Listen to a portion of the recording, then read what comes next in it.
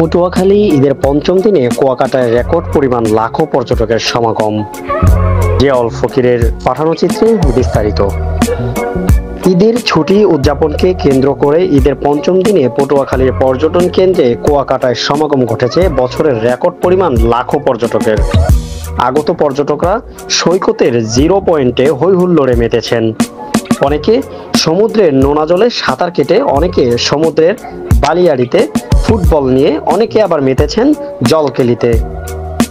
শিশুরা পর্যটকরা মেতেছেন বালু খেলায়। এছাড়া অনেকে আবার স্পিড বোট, ওয়াটার বাইক, ঘোড়া এবং মোটরসাইকেলে ঘুরে দেখেছেন সৈকতের এক প্রান্ত থেকে অপর প্রান্ত। অনেকে আবার সৈকতের বেঞ্চিতে বসে উপভোগ করছেন সমুদ্রের উথাল পাতাল ঢেউসহ প্রাকৃতিক সৌন্দর্য। আগতদের ভিড়ে বিক্রি বেড়েছে পর্যটন সংশ্লিষ্ট ব্যবসা প্রতিষ্ঠানগুলোতে। বুকিং রয়েছে কুয়াকাটার ২৫ শতাধিক হোটেল। পর্যটকদের নিরাপত্তায় তৎপর রয়েছে পুলিশ সদস্যরা।